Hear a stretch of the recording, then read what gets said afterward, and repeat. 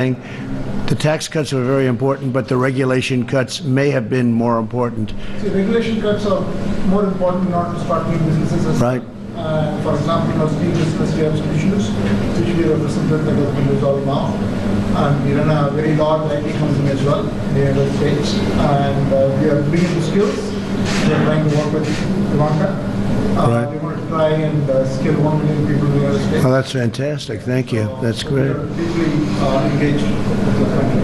I heard that you were doing that, and I really appreciate it, and Ivanka appreciates it. And, you know, she started off, she wanted to get 500,000 people jobs. And if you know her, within about 2 weeks, she had that one done. And I think you're up to over 15 million people being trained by great companies, some great companies. Walmart was very much instrumental in some of the companies in this room. Yeah, they've done a great. So it's up to 15. And I don't think government can teach jobs like that. In other words, you teach something and it's complex stuff. Government is not equipped to do that. We could put all the money we want into government to do it, and they're just not equipped to do it. So thank you very much. That's fantastic. Great story. Thank you. Yes, sir. Mr. President, you talked about regulations, so I do want to confirm that in 2017, we put up the first automotive assembly plant in Southeast Michigan in 25 years. Right, that's right. Making off-road utility vehicles. And the speed with which we could set up the company to get operations going, we have not experienced anywhere in the world. So we've invested about $1 billion, and right now we're in the shortlist of the bid for the United States Postal Service new delivery van, a decision which will come up by the end of the year. If that comes through, we're going to very happily put in another $1 billion and employ about 2,000 people. Very good. You've done a great job. So when are the bids due? When are they due? We are told sometime around August. How many vans is it that you'd be making? About 180,000. Wow. That's a big business, isn't it? When we were told that, you know, the Postal Service vans are actually, they're the right-hand drive. Right, that's right. They're diesel. So guess who makes right-hand drive diesel vehicles? Well, that's all Indian automakers. Yeah. That's why we're bidding for it. Good. Well, good luck. That's great. That's good luck. Yes, sir, please. So my name is part of Village. Yeah, good. We've invested almost $500 million in the pharmaceutical, very sophisticated things like nuclear medicine, allergy. We are present in 22 states with almost 2,000 people. And the other thing that we are doing is starting drug discovery in America for oncology. That's a biotech venture for new drugs, especially for therapies. Right, sure. Which have very limited drugs available. Right. So my question to you is, mainly on the healthcare side, how do you see it for companies like ours coming in from India, setting up manufacturing plants in the States? All right. Healthcare is very important to the Republican Party, I will tell you, and we haven't been talking about it. We've been doing. We got rid of the individual mandate, which was a disaster in Obamacare, which really ended Obamacare. We're now taking the shell of Obamacare and really running it well. I had a choice. I could run it well or I could run it poorly. Then everybody would be upset and they'd blame President Obama. We decided to run it well, but would like to terminate it and put in great health care. We can do that. When you look at single... Different elements of this very extraordinary visit by President of the United States, First Lady. You have seen the level of enthusiasm yesterday in Ahmedabad. As you're aware, President arrived around noon yesterday. He was received by the Prime Minister. They proceeded their first point of call. When we win re-election, I think we will. When we win, I think the market's going to go up like it's going to be like a rocket ship, like last time, but even more so. I think the fact that the Democrats are so radical, so out of control, they honestly don't know what they're doing. You see what's happening. They want to tell you about health care, and yet they can't count their own votes. In fact, now they're even saying that if you look at Nevada, That's all messed up with the vote count, and some of them are questioning the votes, but certainly Iowa I've never seen anything like it, and I've been watching politics for a long time, been involved in it now for a while, and I've never seen anything like it. So, but I think the fact that there's an election coming up, I think, a lot of people think we're going to win the election. I feel we're going to win the election because what we've done for jobs and for the military, for the vets, what we've done for health care. What we've done for health care is incredible, including giving options to Obamacare at a far less cost, a cost that's much less. But if you look at all of the things that we've done, rebuilding our military, the biggest tax cuts in history, regulation cuts, that brought all you people. That's why you're in the United States. And then you're very happy and you're going in with more. But I think until the election is over, people are, and it's not just Bernie Sanders, it's others too. I think if people thought that there was a real chance of them getting it really is going to keep the market down. Now the market's been up 70, 80, 90%, depending on your definition of, you can look at about 16 different definitions, but the country's been incredible. It had one bad day, that was yesterday. Futures are up today a little bit. But if you look at what we've done in terms of the percentage, even taking 1,000 points off, the numbers are incredible. If the other side had gotten in, I think it would have been 50 or 60 points down from where it was. Because the big thing, again, these regulation cuts, they were going to put more regulations on you. You were being strangled. Whether it was Keystone Pipeline, Dakota Access Pipeline, 48,000 jobs between the two of them, so many other things. I mean, nothing was getting done. Nothing was going to be built. It would take you 20 years to get a highway approved, a small highway. It would take you 20 years to get a roadway approved. And it was out of control. We have that way down. That number is way, way down. And they may not get approved because if it doesn't work from a safety standpoint or an environmental standpoint, we don't want to get it approved either. We're not going to let them have it approved. But it's going to end up taking 2 years, and we're trying to get it down to less than that. And if it doesn't work, at least you're going to find, how about working on something for 21 years and you find out that it just got rejected? So half of your working life, of course, nowadays with people retiring so early, it's more than half, right? But half of your working life, you're trying to get an approval. And then after 20 or 21 years, they reject you.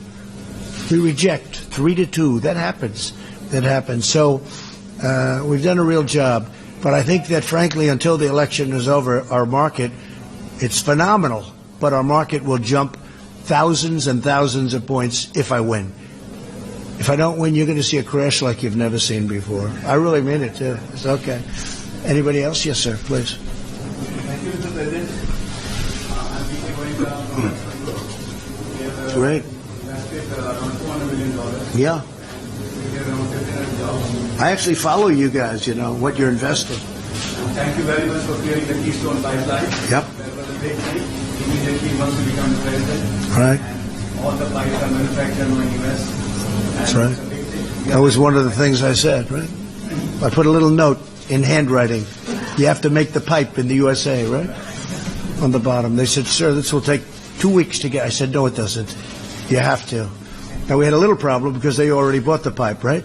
And that was a little bit, unfair to them, I thought. So we had to sort of let them do what they had to do. But they had bought much of the pipe. And Dakota Access Pipeline was already built, except for the one river area that I freed up for them. So it was great. Well, that's good. So is that what you do? Yeah, and we are really like at home. Absolutely. And after all your expert and reforms, it's really a big thing. Thank you very much. It's very nice to say. I appreciate it. Thank you for the investment. Yes, sir, please. Mr. President, congratulations. You're doing an outstanding job in terms of developing the economy and the world too. My name is Mohan Reddy. I represent the company for Time, technology company. But more broad sense from the technology industry perspective, this industry has gone through a tremendous amount of transformation without making a large investment in the US. Hiring a large hundreds of thousands of people right now, but we still have some challenges in terms of regulatory issues, especially administrative and legislative. Right, I know that, yeah. So it's actually looking to them. Well, we are. Now, some of the regulations have to go through what they call a statutory process, where you started to cut. We have the Secretary of Commerce here, and Wilbur knows exactly what this is all about.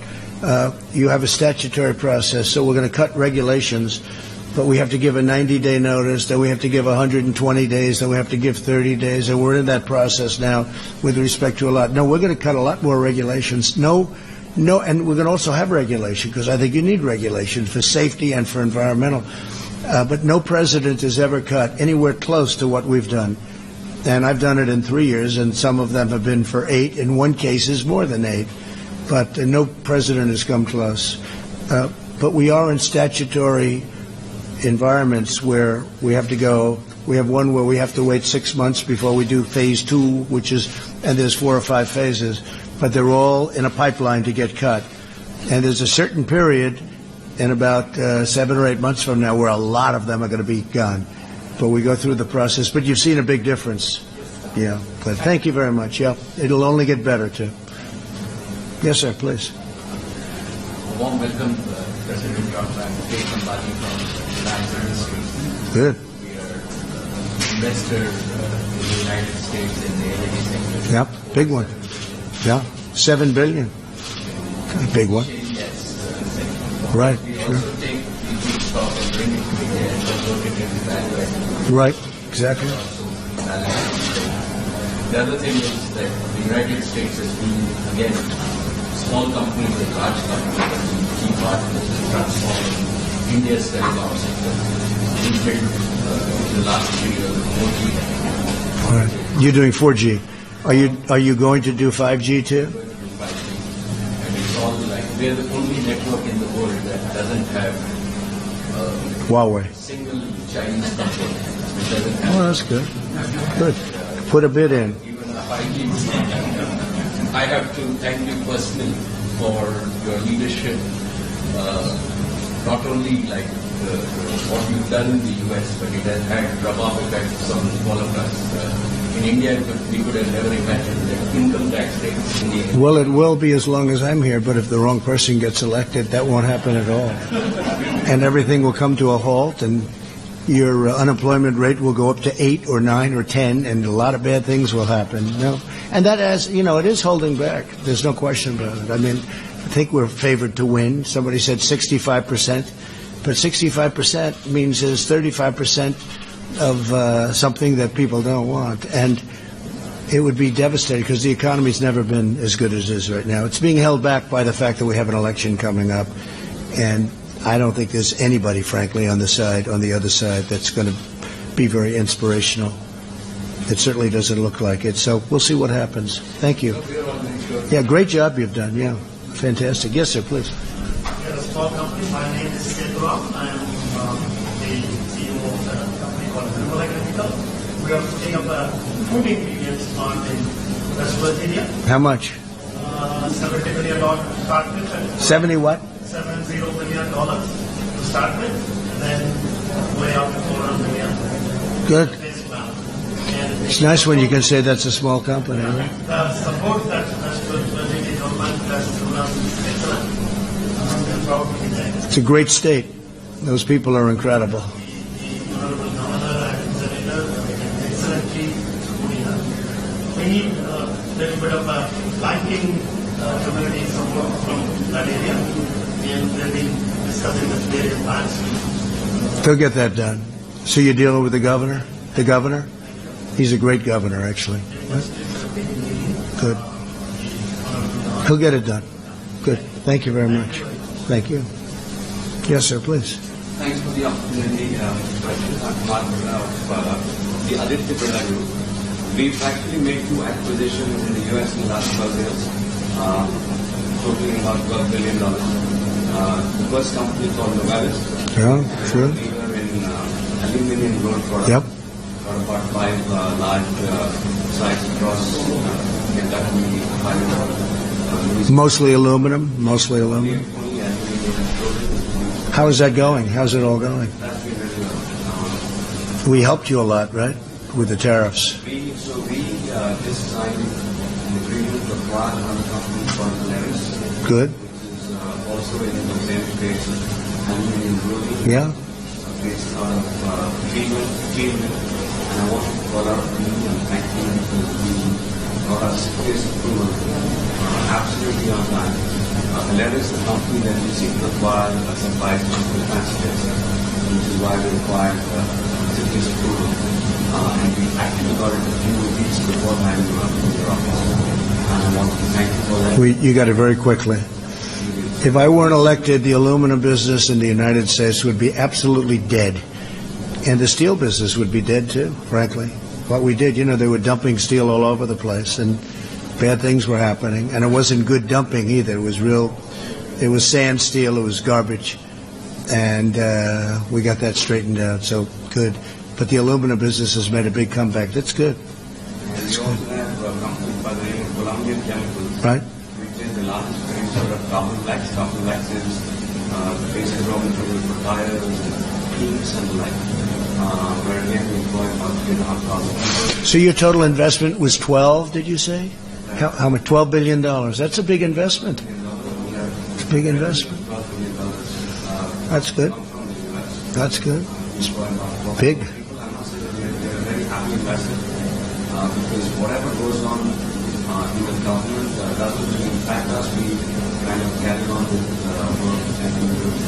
And I must say that your policy of less regulation, Right. tax cuts, and appropriate protection for domestic companies, all of those things. And it means jobs. So we just signed a deal with China, and they're going to be spending $250 billion a year now in our country. 40 to 50 will go to the farmers for the purchase of farm product. But China's been, great. It's going to be a great deal. It's a great deal. We're very happy with it. They're going to take care of their other problem, I hope, quickly. But we're going to be. It's going to be an amazing deal. Okay. Thank you. Great job. Yes, sir. Hello, I'm Sami Tariff from Infosys. We made tremendous investments in the U.S. in the past year, about $595 million. Good. 24,000 employees in the U.S. 6 new centers in different states. We're really grateful for all the approaches put in the President with the changes that have come in, both on taxes and on regulations. We see the growth, frankly, in your economy, the tremendous boost of the technology work that we do. It's a very good discussion today, and I'm grateful for this. Well, thank you. Great job. I know your company. Great job. And, we now also have it so money can come in. When your money's offshore, you can bring it in. Before it was impossible virtually, both bureaucratically, and the rate was so high that nobody would pay it. So nothing came in. Now we have billions and billions of dollars. Apple's bringing in $350 billion, and they're building plants. I just left one. They just opened one in Texas. I just left, and they're building another one. And a lot of things are happening. Great things. Thank you very much. Please. Thank you. Yes.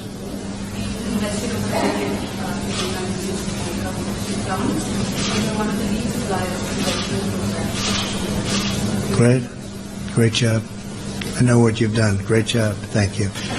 So I want to thank you. Go ahead. Let's go. I was just going to say, get out of here, but everyone wants a question now, huh? There's a young, brilliant businessman. Go ahead. President Trump, thank you for the opportunity. I'm Ritesh. I run Offshore Hotels. It's a young startup. Good. In the last 6 years, we've grown to become a leading hotel chain worldwide. We came into the United States less than a year back. Our aspiration was across the U.S. there are lots of small hotels which can do with better technology, better investments, run by various communities across the country. In the last 8 months, every day we've opened one hotel in the United States. We now manage over 330 hotels. Invest over $300 million to the U.S. But over the couple of years going forward, we expect to invest more than $2 billion in the United States. We brought close to 8,000 jobs. And we're signing a pledge with Ivanka that will bring hundreds of thousands of more jobs to That's fantastic. Across Texas, Louisiana, North Dakota, and so on. Is that where you invest, those areas? That's where you put. Across the United States, but these are the states where we are the most. So how many hotels do you have right now then? 313. That's fantastic. Worldwide over 40,000. That is really great. I actually know of your company. Not such a small company, by the way. Good job. Thank you very much. Please. Yes, okay. Well, we'll do one and one, okay? Go ahead.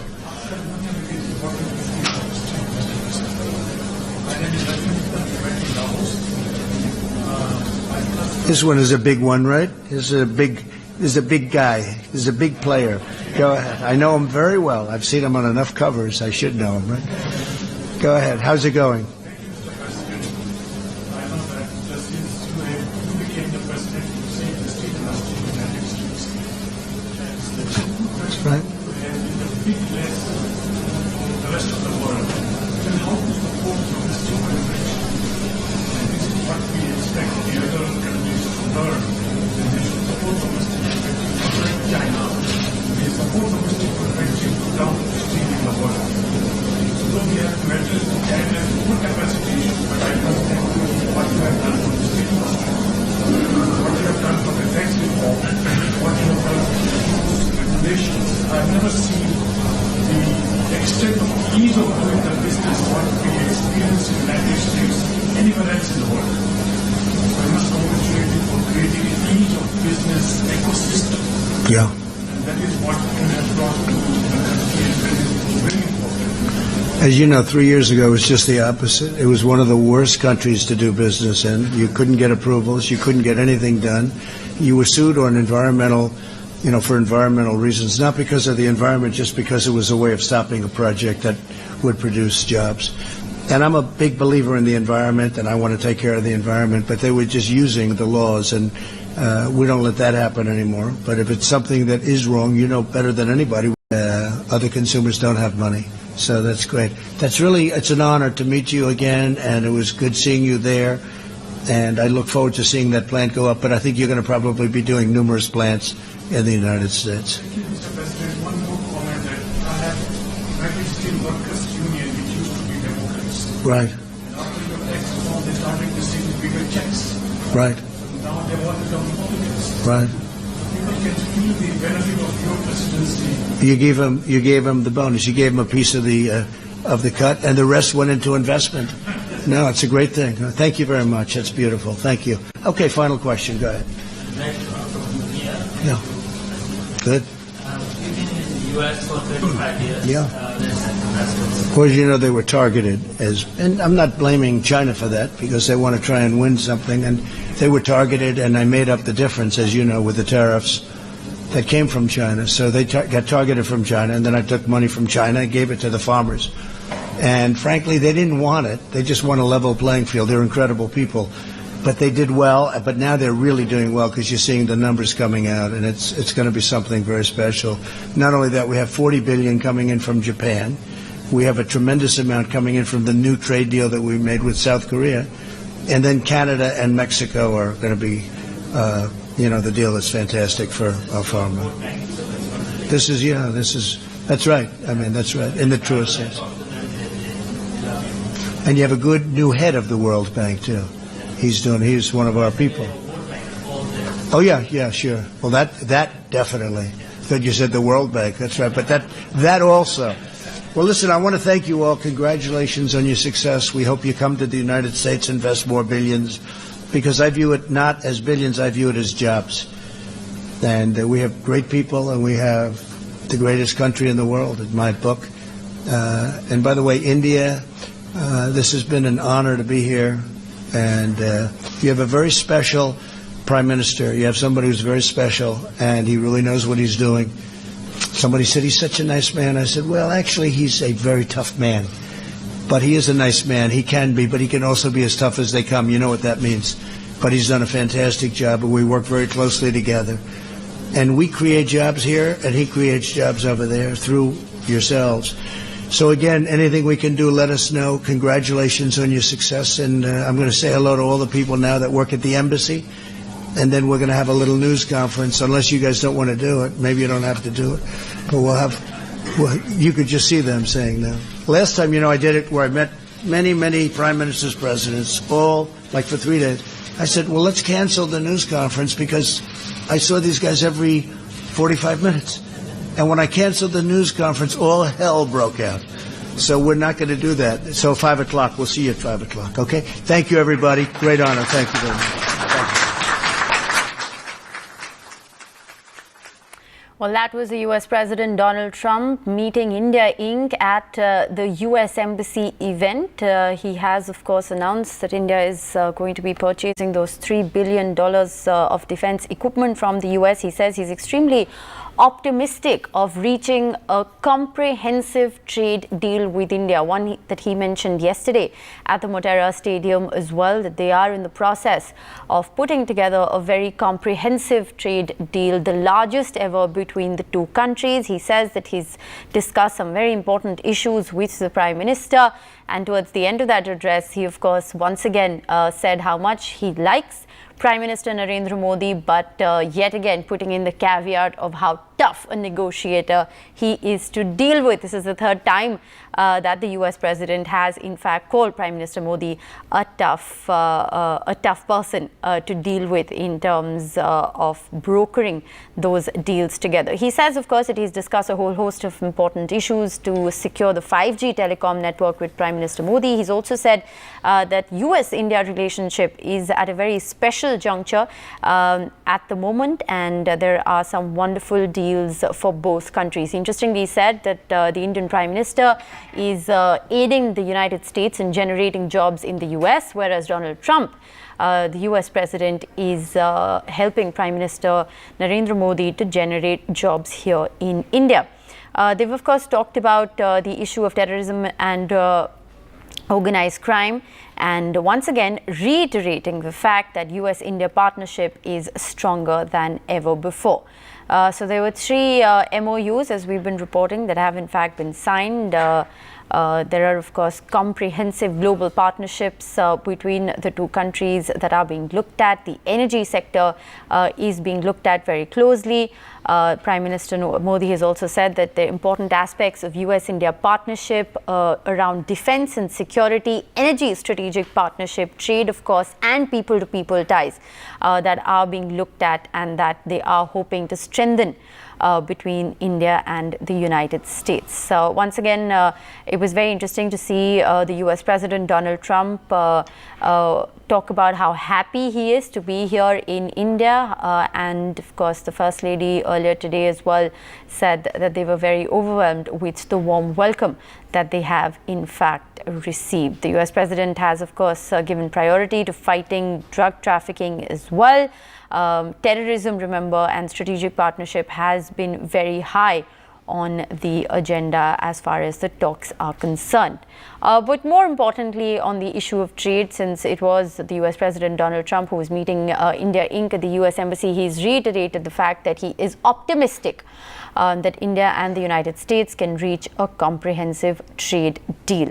So that's, of course, the update that is coming in as far as the US President Donald Trump is concerned. But of course, the highlight continues to be the $3 billion defense equipment purchases that India is going to make in terms of those helicopters.